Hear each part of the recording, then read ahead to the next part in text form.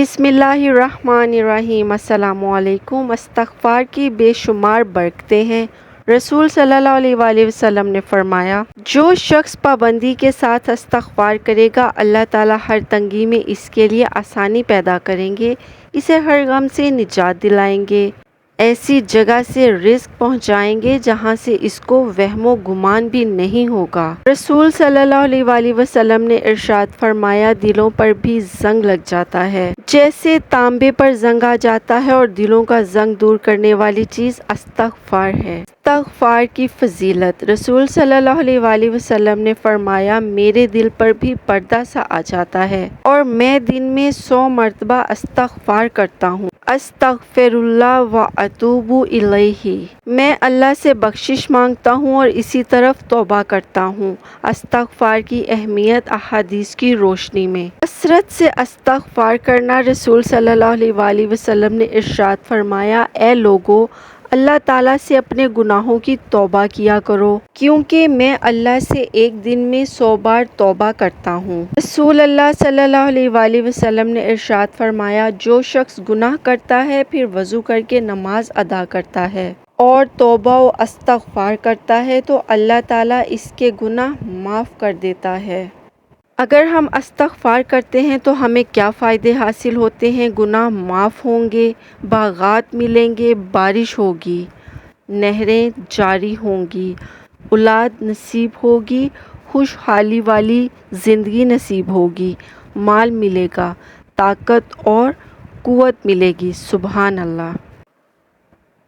استغفار کی جامع الفاظ میں دعا۔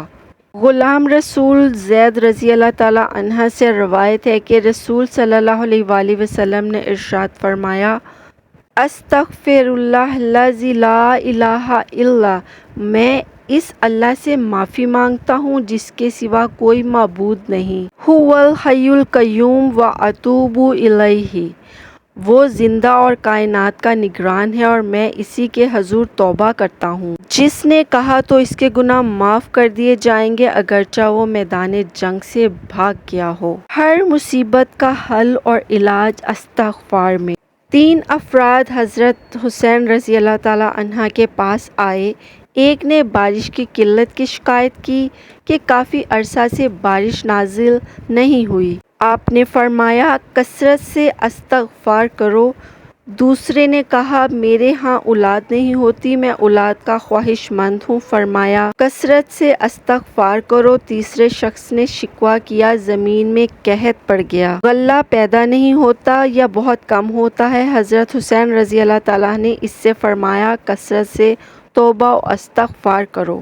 آپ کے پاس جو لوگ بیٹھے تھے انہوں نے عرض کیا، نواسہ رسول صلی اللہ علیہ وآلہ وسلم، تینوں افراد مختلف شکایات لے کر آئے مگر آپ نے ایک ہی جواب دیا۔ فرمایا، کیا تم نے اللہ تعالیٰ کا فرمان نہیں پڑھا ہے؟ اپنے رب سے اپنے گناہ بخشواؤ، وہ یقیناً بڑا بخشنے والا ہے۔ اگر تم استغفار کرو گے تو اللہ آسمان سے لگاتار تم پر برکتوں بھری بارشیں برسائے گا۔ اللہ ہر طرح کے مال و دولت سے تمہیں قوت بخشے گا۔